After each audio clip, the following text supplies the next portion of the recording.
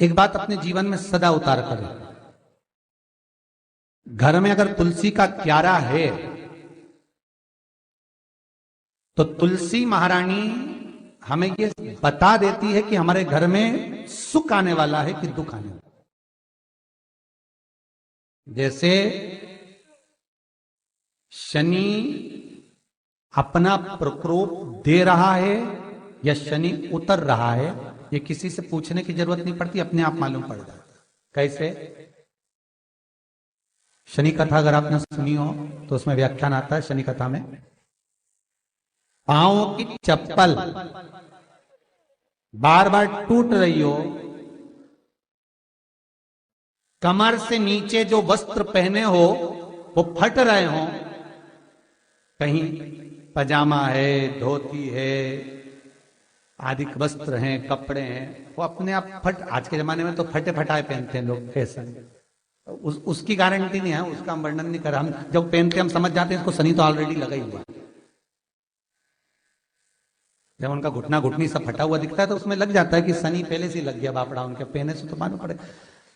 शनि का नियम है, शनि कथा कहती है पांव की चप्पल बार बार टूट रही हो, घिस गई हो, बद्दी टूट रही हो, कुछ कर रही हो, और अगर कमर से नीचे जो वस्त्र पहने हो वो अपने आप फट रहे हो, समझ लेना कि शनि पांव से प्रवेश कर रहा, मतलब अपनी प्रखरता शनि दिखा रहा। किसी मंदिर में गए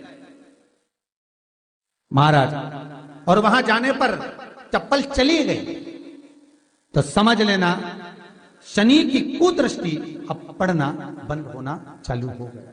कितना सुंदर कहा है महाराज। जूता चप्पल आज के जमाने में तो फैशन हो गई साहब, घर की चप्पल अलग होती है, बाहर की चप्पल अलग होती है। लोग घर में चप्पल किचन तक में पहन के जाते हैं। अरे पानी ले जाओ सीओर से।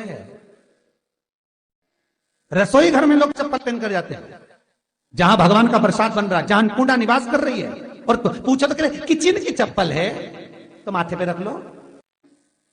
तुम अपनी मां को जरूर देखना है एक बार, वो बूढ़ी मां कितनी बार किचन में चप्पल पहन कर गई, मुझे जरूर फोन कर कर बताना। बूढ़ी मां रसोई घर में आज भी बिना चप्पल के जाती है, और बहुवन की कहीं एड़ी नहीं फट जाए, ठंड नहीं बैठ जाए, इसलिए ये रसोई घर तक में चप्पल पहन कर जाती है। सूर्य नारायण की कथा पढ़ना, शनि महाराज की कथा पढ़ना, और गरुड़ पुराण की कथा पढ़ना। जिन जिन कथाओं का हम व्याख्यान करें उसको पढ़ना जरूर हो। क्या लिखा है? घर के अंदर जब चप्पल जाती है, रोग, बीमारी, कष्ट, तकलीफ चालू हो जाती है। तुमने चप्पल क्यों पहनी?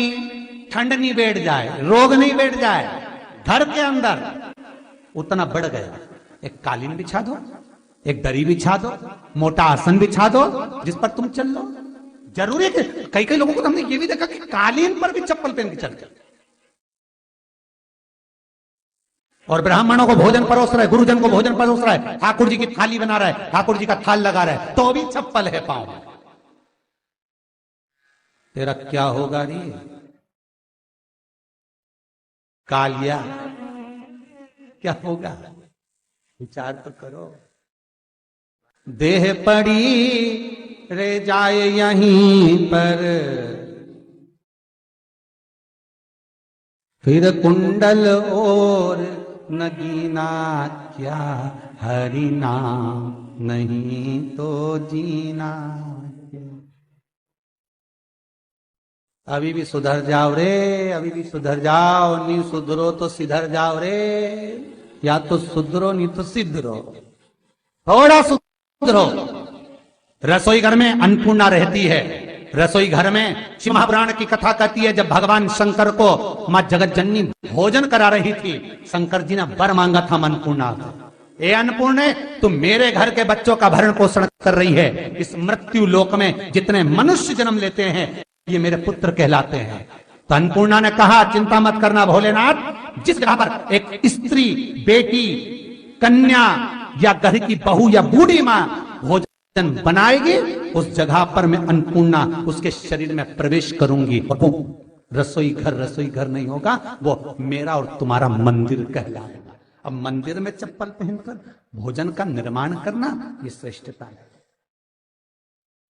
एक आसन पटक लो आप रसोई घर के अंदर, जिस आसन पे खड़े होकर आप भोजन बना लो, मोटा सा आसन रख लो, चप्पल की जरूरत ही नहीं।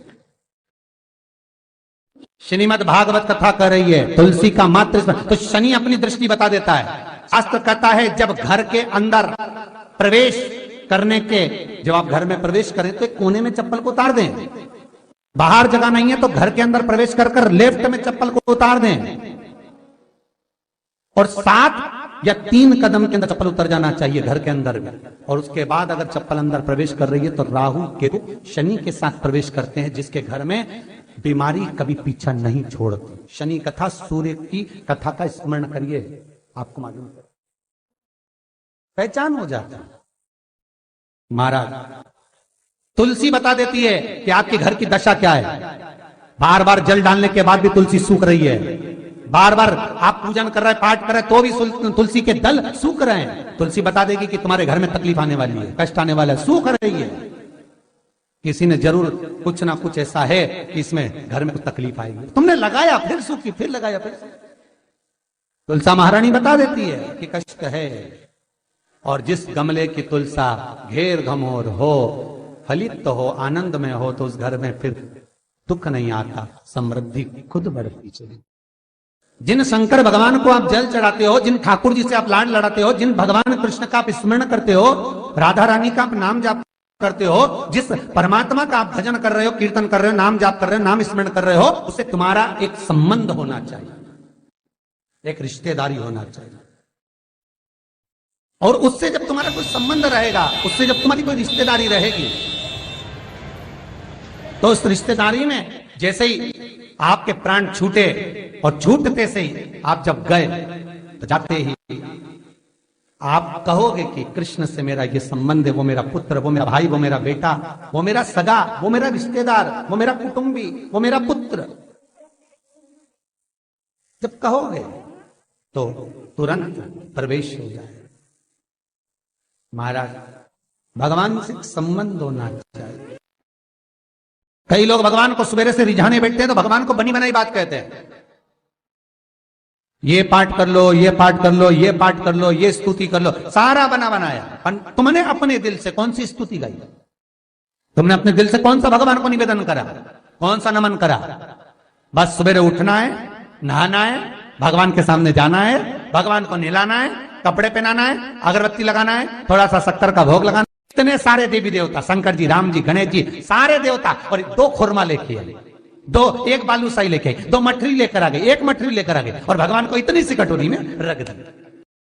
अब बोले, कई लोगों से पूछा, इतनी सी कटोरी में 1 मठरी, 1 खुरमा, और रोज मठरी खुरमा एक साथ नहीं रखती। वो तो आज दिन मठरी का भोग लगा दिया, कल खुरमे का लगाएगी, परसों गुजिया का, परसों पपड़िया का, कोई डब्बे में भरे भराए रखे, रख दिया। और 1 लड्डू रोज लगा देगी, इतना बड़ा। तो पूछा, इतना सा लड्डू और इतने सारे भगवान कैसे खाते होंगे? तो क्यों? भाव से। तो हमने कहा, तुम भगवान को क्यों? बहुत दुख है गुरु जी, बहुत